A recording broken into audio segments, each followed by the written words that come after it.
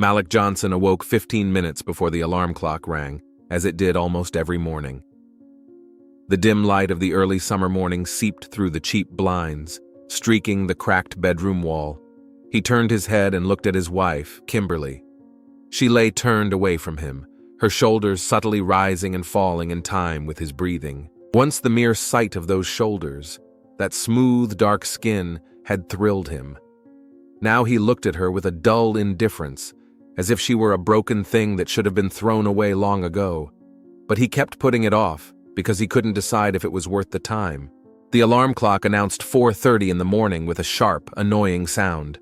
Malik turned it off in one motion, not wanting to hear a second of unnecessary noise. Kimberly moved, but didn't wake up. She never woke up with him. He got out of bed, trying not to squeak the springs, though he wasn't sure why he even cared about her sleep. The bathroom greeted him with the familiar smell of dampness and cheap soap. Malik turned on the light, which instantly brought out from the darkness his reflection in the cracked mirror.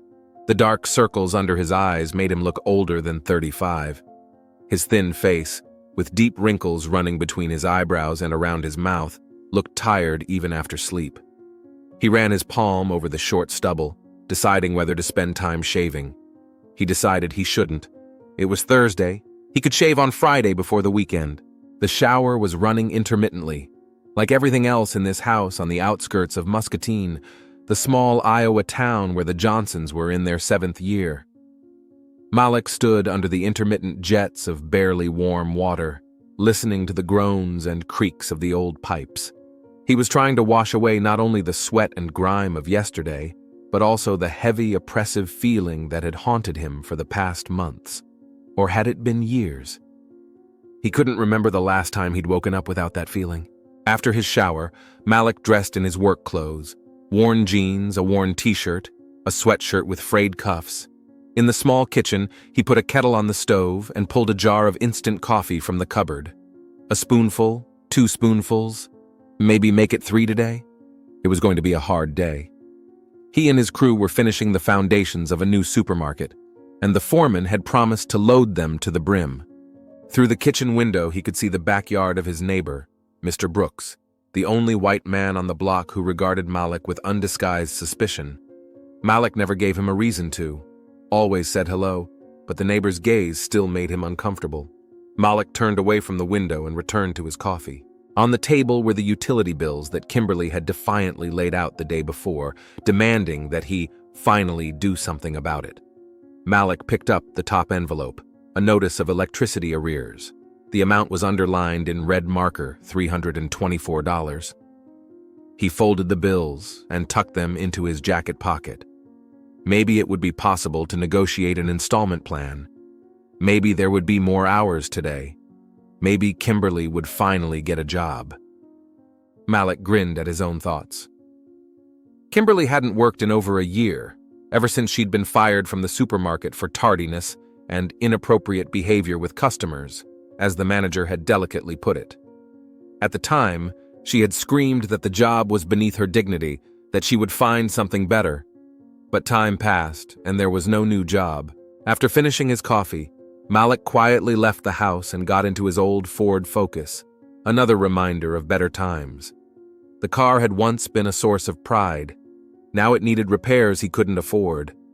The engine started on the second try, and Malik turned on the radio to drown out his anxious thoughts. The voice of the night DJ was saying that the summer was going to be hot, that a drought was expected. Malik didn't care. He'd been through years of drought in his life. It was a 20-minute drive to the construction site. At that time, the town was asleep and the roads were empty, allowing Malik to enjoy rare moments of solitude and silence. He drove past neat houses with trimmed lawns, past closed stores and cafes. In the center of town were the administration buildings and the bank, which he had always tried to stay away from. The loan he had taken out to buy the house had long ago become an impossible burden. The construction site was on the outskirts of Muscatine, near the exit to the interstate highway. The new supermarket would attract shoppers from neighboring towns and thus generate profits for the owners and taxes for the city. To Malik and his co-workers, it brought only another opportunity to bend their backs for minimum wage. Malik parked next to the temporary fence and headed toward the trailer that served as the foreman's office. Several workers were already gathered there, waiting for the assignment of tasks. Among them was Leroy Davis, Malik's best friend. Leroy noticed Malik and nodded, not smiling. They had met 3 years ago when they worked together on the construction of an apartment complex in a neighboring county. A shared past, similar problems, and a tacit understanding of life's difficulties bound them more tightly than conversation and revelation could. "Good morning," Leroy said, handing Malik a paper cup of coffee from a thermos. "You look lousy." "Thank you." Malik accepted the coffee, ignoring the remark about his appearance. "How's Laisha?" Laisha was Leroy's wife, a nurse at the local clinic. She and Leroy had been married for 10 years, raising 2 children, and seemed as happy as could be under their circumstances. "It's fine," Leroy replied. "Yesterday I came home after dark. They had some kind of emergency in the department. 2 of the nurses quit, and they haven't found replacements." Malik nodded. Talking about other people's welfare was easier than talking about his own problems. The foreman, a stocky man with a face perpetually red from heat or alcohol, came out of the trailer with a clipboard in his hands. "So listen here," he began without greeting. "Today we finish pouring the eastern part. Johnson, Davis, you and your crew set the formwork. We've got until lunchtime and the rest of you are on the rebar." Malik nodded again, finishing his coffee. The day promised to be long and grueling. The work began with hard physical labor. They hauled planks for the formwork, fitting them to size, fixing them in place. The sun was rising above the horizon, mercilessly heating the construction site. By 9 o'clock in the morning, Malik's back was aching, and his shirt was sticking to his body with sweat. "You know, I'm thinking of leaving," Leroy said suddenly, when they stopped for a moment to catch their breath. "Where to?" Malik asked, though he didn't care. "Chicago, maybe, or Detroit. They say the construction is going strong there and the pay is better. Laisha could get a job at any hospital." Malik looked at his friend with disbelief. "And leave home? The neighbors? A school for the kids?" Leroy shrugged his shoulders. "What's keeping us here? The house takes more than it gives. Neighbors? You told me about Brooks yourself. And the school. I want my kids to have a chance. A real chance, you know?" Malik understood. He'd once dreamed of the same thing, of breaking out of the cycle of poverty, of giving something better to his family. But the years had quenched that hunger for dreams, replacing it with the dull ache of humility. "And you?" Leroy asked. "You and Kimberly never thought of leaving?" Malik hummed. "All Kimberly does is think, except she doesn't want to do anything." He was quiet for a moment, and then he added, "She nags me every single day. She doesn't have enough money. She doesn't pay enough attention. Her house isn't right. Her car is old. And what about herself? Lying on the couch, watching her soap operas, drinking wine and complaining." Leroy looked at his friend with sympathy, but said nothing. He knew that the situation in Malik's family was getting worse every month, but he did not interfere with advice. Men rarely talk about such things directly. The work continued through the afternoon without a break. When the signal sounded, Malik was so exhausted he could barely speak. He and Leroy sat down in the shade of the temporary shelter, pulled out their sandwiches and thermoses of water. "This is shit, not life," Malik said suddenly, looking at his blistered hands. "I work like hell, and what do I have? A house that's falling apart, a wife who despises me, bills I can't pay, and no way out." Leroy listened in silence, letting his friend talk. "You know, sometimes I wonder what it would have been like if Kimberly and I hadn't gotten married. If I hadn't bought into her promises and her sweet talk. Maybe I'd be somewhere, not here." "You loved her," Leroy reminded him. Malik grinned bitterly. "I did. And she loved the idea of family, of home, of respect among neighbors. You know, I've noticed she's been leaving the house a lot. She says it's to see her friends, but..." He paused, not wanting to say his suspicions out loud. "Do you think..." "I don't think anything," Malik cut him off. "I'm just tired of all this." After lunch, the work resumed with renewed vigor. The foreman rushed everyone, promising a bonus if they finished before the deadline. Malik did not believe in the bonus, but he worked to the limit, not for money, but not to think, so that the physical pain drowned out the mental pain. In the evening, when the sun was already slipping toward sunset, Malik struggled to get to the car. His whole body ached, and new calluses appeared on his palms, despite the gloves. He sat behind the wheel and closed his eyes for a moment, imagining that he didn't have to go home, that he could just go somewhere far away where no one knew him. Leroy knocked on the window, making Malik flinch. "Hey, are you okay?" Malik nodded, rolling down the window. "Yeah, just thinking, what do you want?" Leisha made too much food for dinner. "Why don't you come over to our place? We'll have dinner, have a beer." Malik thought about the empty fridge at home, the inevitable fight with Kimberly, the bills waiting to be paid. The temptation was great. "Thanks, but some other time. I need to take care of something at home." Leroy nodded understandingly and patted his friend on the shoulder. "As you wish.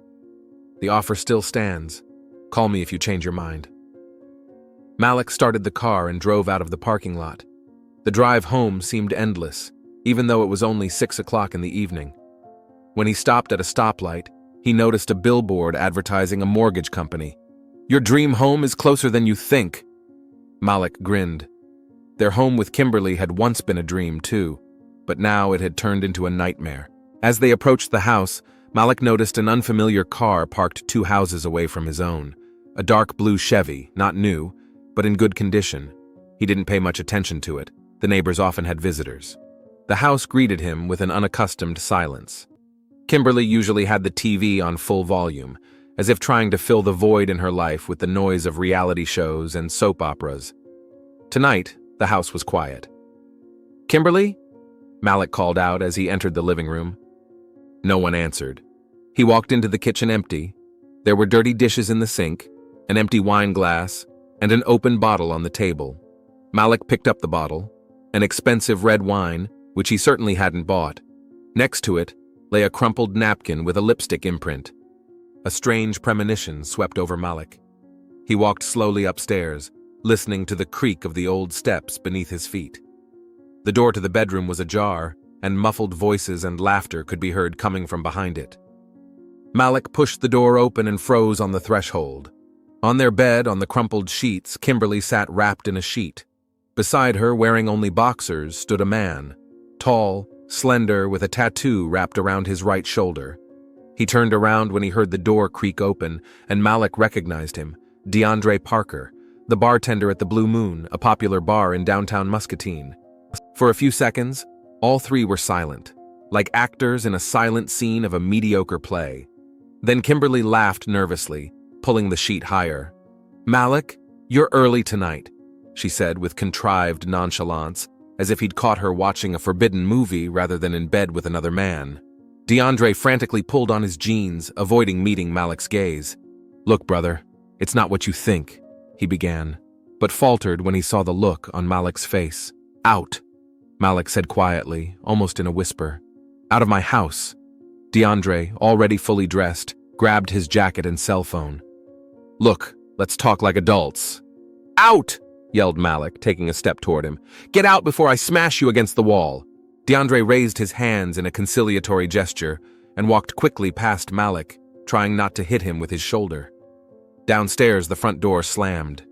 Kimberly sat on the bed, clutching the sheet tightly in her hands.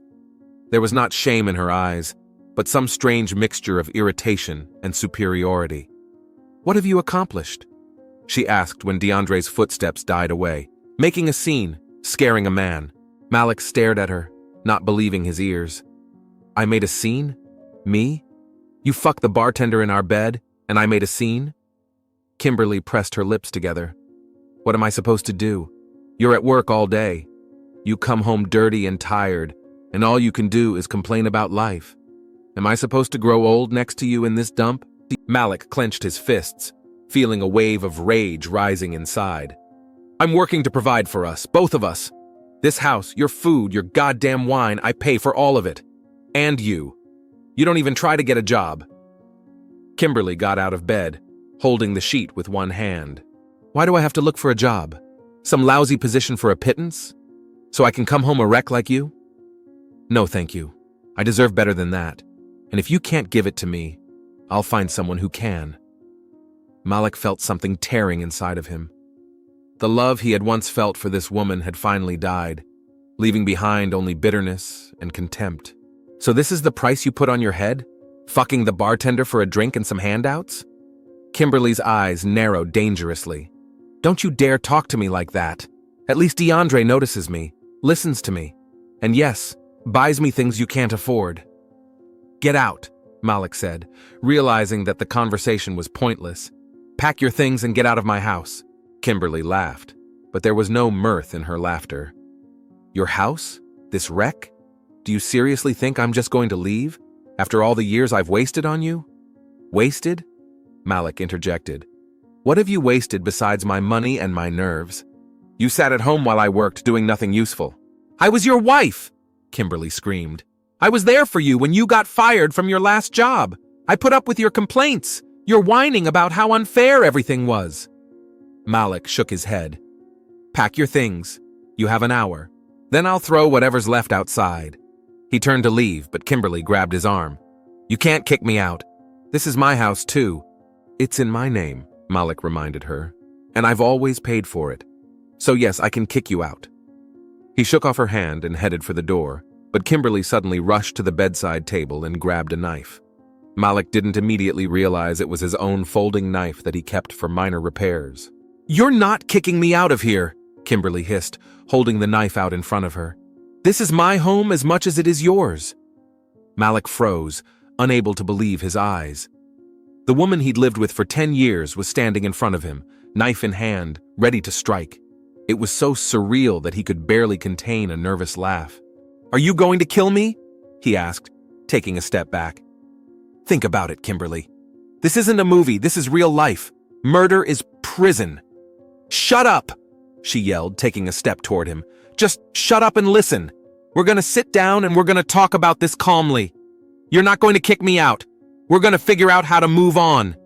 And if I want to see DeAndre, you won't interfere. Malik shook his head, feeling the despair and anger building up inside. Are you out of your mind? You want me to let you fuck another man under my roof?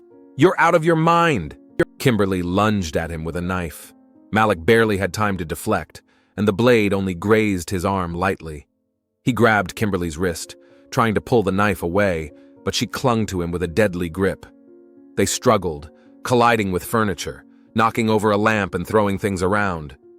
At one point, Malik lost his balance and fell, dragging Kimberly with him. They tumbled across the floor, hands clasped together. Stop! Malik breathed out as Kimberly managed to pull her knife hand out and bring it back in. What are you doing? But Kimberly didn't hear him. Her eyes were filled with the rage that had been building up inside her for years, fueled by the frustration of the life she'd led. She struck, and Malik felt a sharp pain in his side. He tried to fight back, but his strength was fading with each passing second. Black spots swam before his eyes, and he realized he was losing consciousness. The last thing he saw was Kimberly's silhouette rising from the floor. She took one last look at him and, throwing on some clothes, left the room. Then darkness fell. Malik awoke to the sound of sirens. Some men were bustling around, one of them leaning over him, shining a flashlight into his eyes. Sir, can you hear me? Blink if you can. Malik blinked with difficulty, feeling the pain throbbing in his side, tearing him from the inside out. Okay, said the man who turned out to be a paramedic. We're taking you to the hospital. You've lost a lot of blood. Malik wanted to say something, but couldn't. He was lifted onto a stretcher and carried down the stairs. At the front door stood Mr. Brooks, the same neighbor who always looked at Malik with suspicion. I heard shouting and noise, he said to someone, presumably a policeman. I didn't want to interfere at first, but then it got quiet, and it seemed strange. I knocked. No one answered. The door was unlocked. Malik closed his eyes. So Brooks was the one who found him and called an ambulance. How ironic. Consciousness began to slip away again, and Malik slipped into oblivion, now deeper and calmer. He regained consciousness in the hospital. There were instruments beeping around him, recording his vital signs. The bright light of the hospital lamp shone into Malik's eyes, making him squint every time he tried to look around. It had been 2 days since he had been brought to the hospital with 8 stab wounds. The doctors called him lucky. None of the stabs had hit vital organs, though the blood loss had been significant. Malik lay in the hospital bed, feeling a dull, aching pain throughout his body.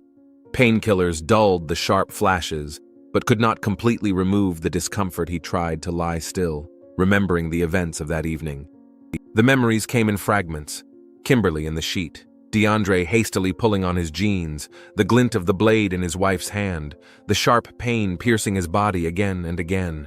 The door to the room opened and two men entered. The first was tall, angular, with a serious, attentive look. He was dressed in a dark gray suit, a little wrinkled, as if its owner had slept in it. The other was shorter, fleshier, with a short haircut and neatly trimmed beard. Both were dark-skinned and held themselves with the confidence of men accustomed to authority. "Mr. Johnson?" The tall one addressed me. "I'm Detective Quentin Holloway, and this is my partner, Detective Roger Tuller. We're with the Muscatine Police Department. If you're feeling well enough, we'd like to ask you a few questions." Malik nodded weakly, trying not to make any sudden movements. "Water?" Tuller asked, pointing to a glass with a tube on the bedside table. "Yes, thank you," Malik replied hoarsely. Tuller brought the glass to Malik's lips, and he took a few eager sips. The cold water eased the dryness in his throat a little. "Mr. Johnson," Holloway began, taking a seat in the chair beside the bed. "I know this isn't easy for you, but we need to get to the bottom of what happened. Can you tell me what happened on the evening of June 8th? Malik took a deep breath, writhing in pain, and began to speak. "I came home from work around 6 in the evening. The house was quiet, which surprised me. Usually my wife is watching TV. When I went up to the bedroom..." He paused, gathering his strength. "I found my wife in bed with another man." Holloway nodded, making notes in a small notebook. "Can you tell me the man's name?" Malik hesitated for only a fraction of a second. The thought flashed quickly but clearly. Don't tell them.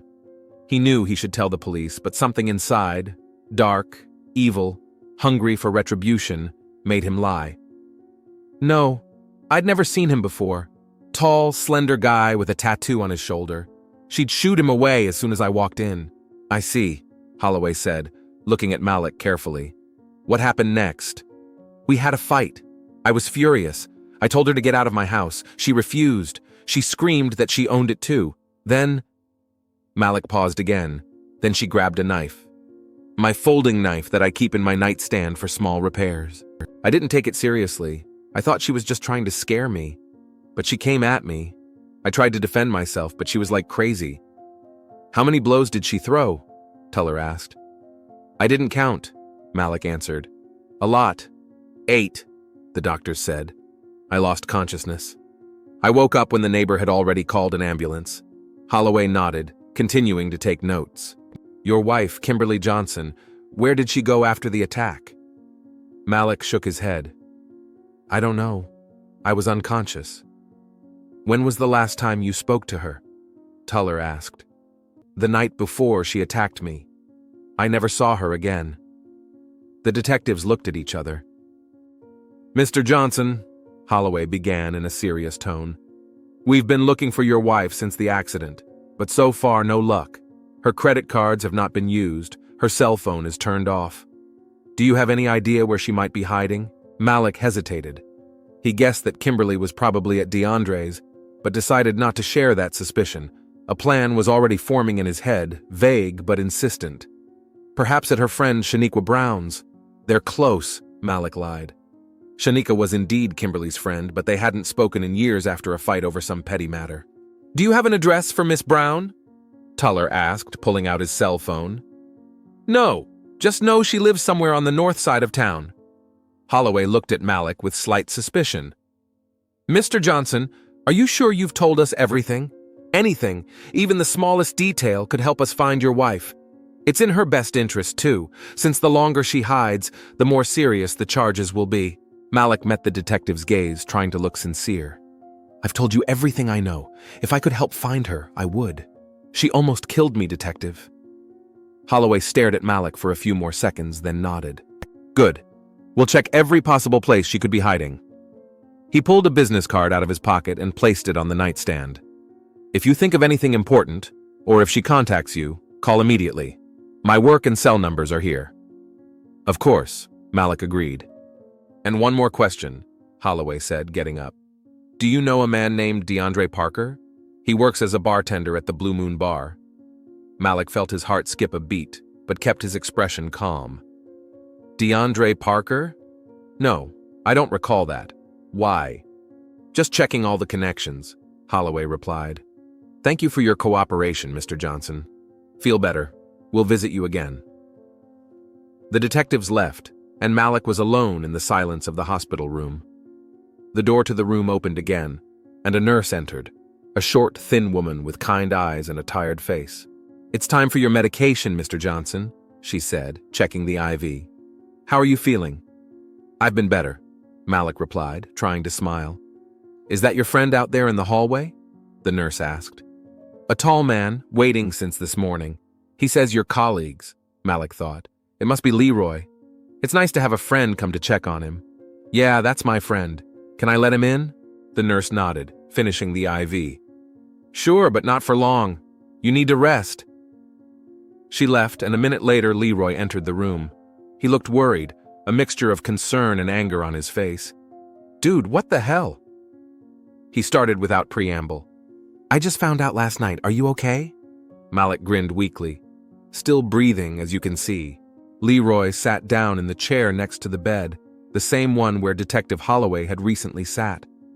I'm told you were attacked by Kimberly? Is that true?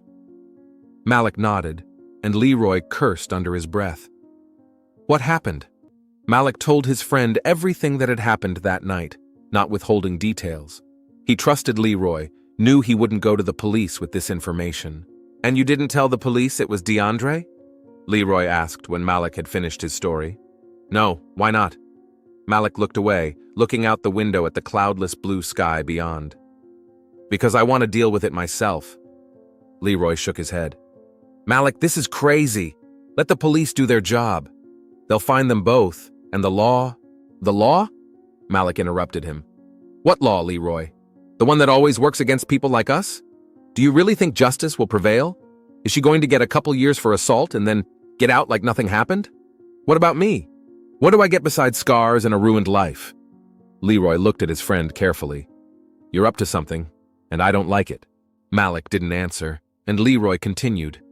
Look, I understand your feelings. If I were you, I would be furious too. But don't do anything stupid. Think about the consequences. All I do is think about the consequences, Malik said quietly. All my life I've done nothing but think about them. About what will happen if I say what I think, if I do what I want, if I go out of order. And where has that gotten me? To this hospital bed, with 8 holes in my body that my own wife made. Leroy sighed, not knowing what to say. You're my friend, Malik. I don't want to see you ruin your life. My life has already been ruined, Malik replied. Now I just want justice. My justice. They sat in silence for a while, each absorbed in his own thoughts. Then Leroy got up. I must go. Laisha sends her regards and wishes you a speedy recovery. Is there anything we can do for you? Maybe bring some food or clothes? Malik shook his head. No, thank you. There's everything here. Just, don't tell anyone about our conversation, okay? Leroy looked at his friend for a long moment, then nodded. Okay, but promise me you'll call me before you do something you might regret. I promise, Malik lied. When Leroy left, Malik closed his eyes but stayed awake. A plan was forming in his head. He knew where to find DeAndre, and he was almost certain that he would find Kimberly there too. But first he had to get out of the hospital. The days in the hospital stretched slowly. Malik was slowly regaining his strength. His wounds were healing, though the doctors said it would take a long time to make a full recovery. Detectives Holloway and Tuller visited him twice more, asking about Kimberly, but Malik stuck to his story. He knew nothing. By the end of the 3rd week, the doctors allowed Malik short walks in the hallway. He used this time to regain muscle tone, despite the pain that still accompanied every movement. There was a nurse in his room who helped him with his exercises. You're recovering faster than we expected, Mr. Johnson, she remarked one day as she helped him sit up after a particularly difficult exercise. I'm well motivated, Malik replied. Oh yeah, you're a construction worker, right? Would you like to get back to work soon? Malik nodded, not correcting her mistake. His motivation was different, but he wasn't going to talk about it. On one of those days, Leroy visited him again. He brought a homemade meal prepared by Laisha and fresh fruit. They talked about various things, avoiding the subject of Kimberly and DeAndre. Leroy talked about work, about the foreman constantly asking about Malik and holding his place. "When do you get discharged?" Leroy asked when the conversation dried up. "The doctors say in a week, maybe sooner," Malik replied. "It depends on how the recovery goes." Leroy was silent for a moment, then asked softly, "Are you still thinking about what we talked about?" Malik didn't pretend not to understand what he was talking about. "Yes." "Malik, don't, Leroy. This is my case and I'll decide it in my own way." Leroy shook his head. "I can't talk you out of it?" "No." "Then at least be careful. I don't want to visit you in prison." Malik grinned. "You won't have to. I'll think it over." When Leroy left, Malik returned to his thoughts. The plan was simple. Find DeAndre and Kimberly, make them pay for what they'd done. He would work out the details later, when he was out of the hospital and able to act. The detectives came again, and this time their questions were more insistent. They asked about his relationship with Kimberly, the problems in his marriage, whether they were having financial difficulties. Malik answered carefully, trying not to give away his true feelings for his wife. "We still can't find your wife, Mr. Johnson," Holloway said. "This is unusual. Usually in cases like this, a person either goes to relatives or tries to leave the state, and we keep track of that. But Mrs. Johnson seems to have vanished." "Maybe she left the country?" Malik suggested. "She has a cousin in Canada." That was another lie. Kimberly had no out-of-state relatives, as far as Malik knew. "We'll check," Holloway nodded. "Can you give us the cousin's contact information?" "Unfortunately, no. Kimberly didn't talk about her much, and I don't even know her name. All I know is that she lives somewhere near Toronto." Holloway made a note in his notebook. "Okay, but if you remember anything or if she contacts you, call me immediately." A month after the attack, Malik was released from the hospital. The doctors gave him strict instructions: no exercise, regular medication, weekly follow-up visits. Malik listened, nodded, but had his own thoughts. Leroy came to pick him up from the hospital. In the parking lot, he helped Malik into the car, gently supporting him under his arm. "Where should I take you?" Leroy asked, starting the engine. "To our place?" Laisha had prepared the guest room. Malik shook his head. "No, home. I have to go home." Leroy looked at his friend with concern. "Are you sure?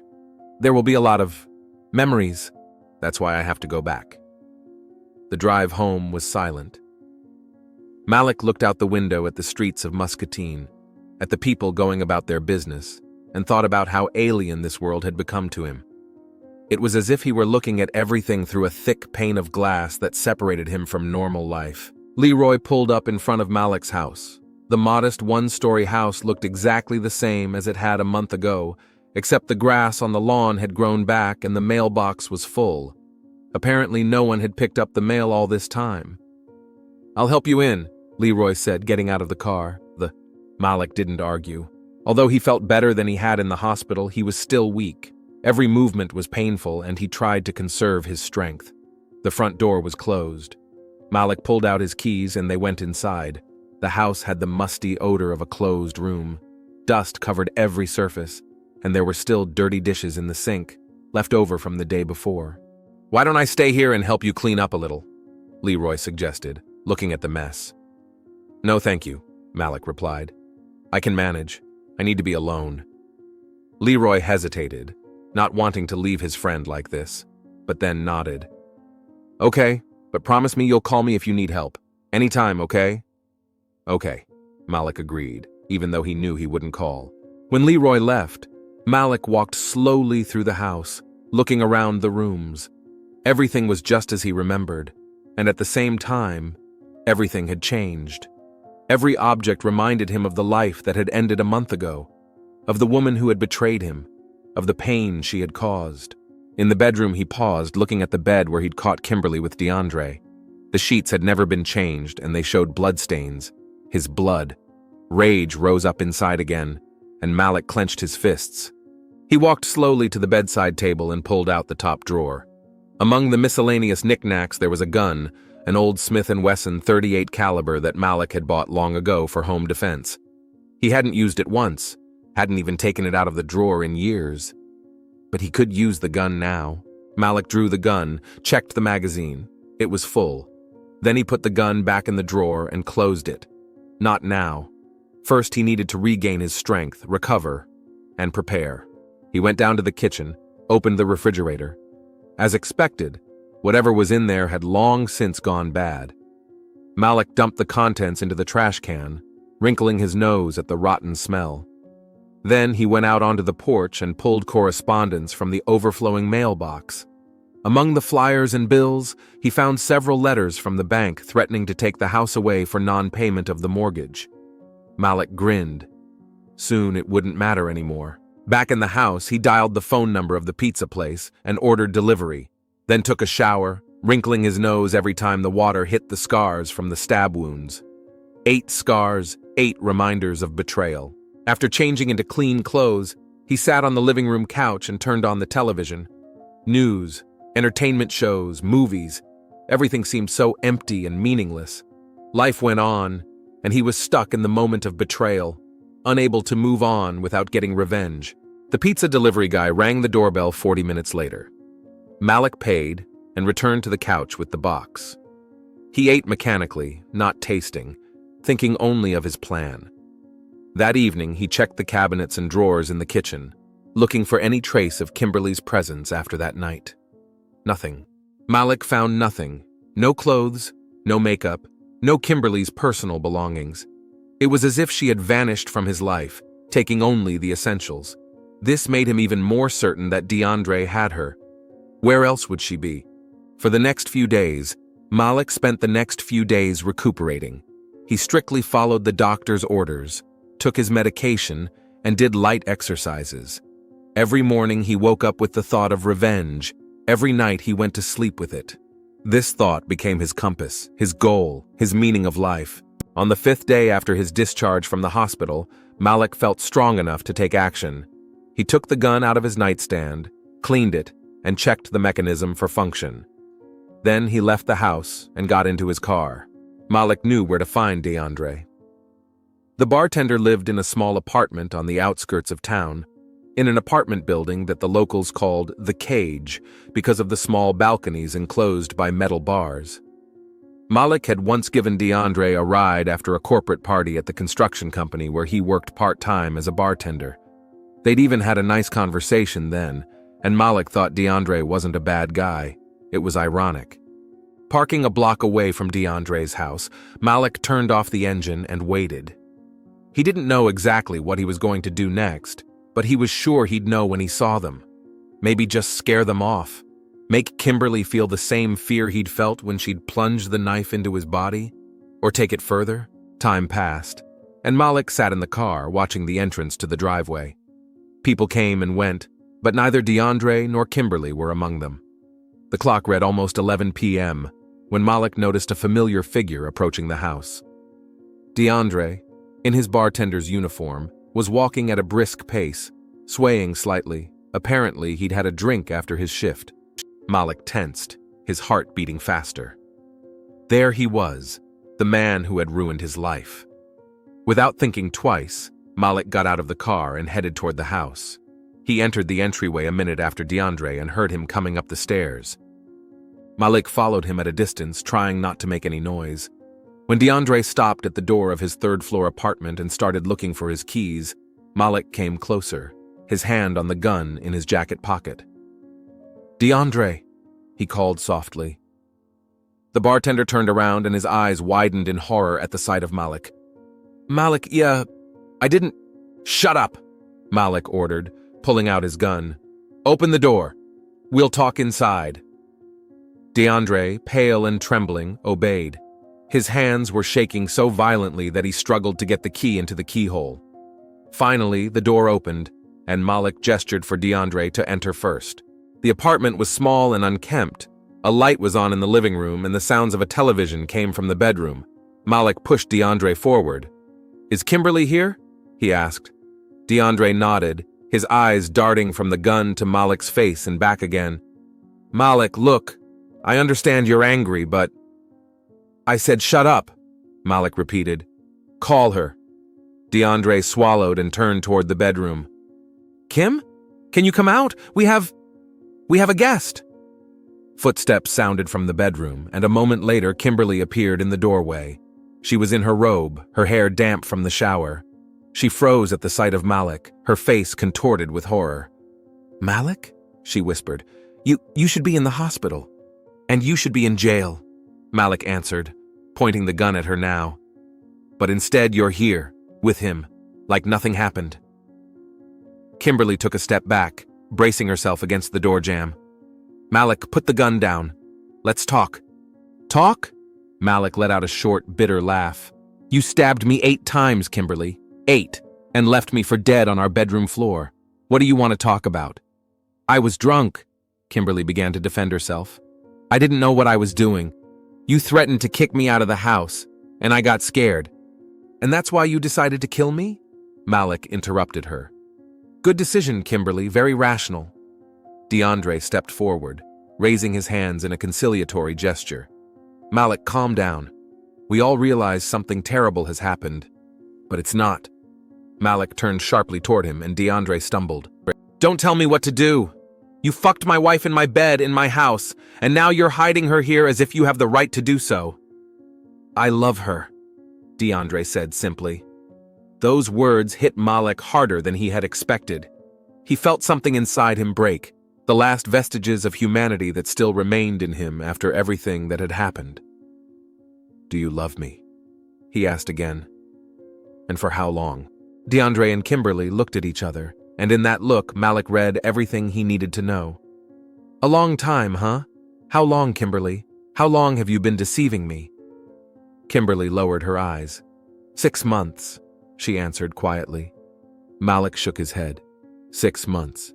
And all that time you looked me in the eye, told me you loved me, demanded the money I'd worked hard to earn. "Malik," Kimberly began, taking a step toward him. "I was confused. I didn't know what I wanted. Our marriage died a long time ago, you know that." "Then you should have just left," Malik said. "Pack your things and leave. But you chose the knife." He raised the gun, and Kimberly froze. "Malik, don't! Think about what you're doing. If you kill us, you'll spend the rest of your life in prison." "I'm already in prison," Malik replied. "Imprisoned by my ruined life, my trampled dignity, and all because of you." DeAndre suddenly lunged forward, trying to knock the gun out of Malik's hand. They clashed, struggling for weapons. Kimberly shouted for them to stop. For a moment, Malik felt the pain from his wounds flare up with renewed vigor, and it gave him resolve. He pushed DeAndre away and, without thinking, fired a shot. The sound of the shot was deafening in the small apartment. DeAndre yelped, clutched his chest, and slowly settled to the floor. Kimberly screamed and rushed over to him. Malik stood looking at them as if from the outside, as if none of this was happening to him. Kimberly raised her head, her face contorted with hatred. "You killed him! You killed DeAndre!" Malik shifted the gun to her. "You left me for dead, Kimberly. Why should I do otherwise?" She straightened up, looking him straight in the eye. "Go ahead. Shoot, if you have the guts." Malik stared at the woman he had once loved more than anything in the world. Now she seemed alien to him, ruthless, cold. He remembered her smile on their wedding day, remembered her laughter as they moved into their new home, remembered her warmth beside him at night. All of that had died, turned to ash under the bitterness of betrayal. He pulled the trigger. The second shot sounded as loud as the first. Kimberly flinched, her eyes widened with shock, and she collapsed next to DeAndre. Malik lowered the gun. He didn't feel what he wanted. No relief, no satisfaction, no remorse, only emptiness, endless, cold emptiness. He turned and walked out of the apartment, down the stairs, out into the street. The night air was cool, the stars shone brightly in the clear sky. Malik got into his car, started the engine, and drove out of the parking lot. He knew he couldn't go home. That's where they would look for him first. He steered the car toward the exit of the city, toward the interstate highway that would take him far away from Muscatine, from Iowa, from his old life. The road spread out before him, dark and deserted. Malik turned on the radio, trying to drown out the silence inside him. The song that was playing was about lost love and heartbreak. Malik grinned at the irony and put on the gas. He didn't know where he was going, only knew that the past was gone, and the future was dark and uncertain. All he had left was the road, and the determination to get as far away as possible from the place where he had lost everything.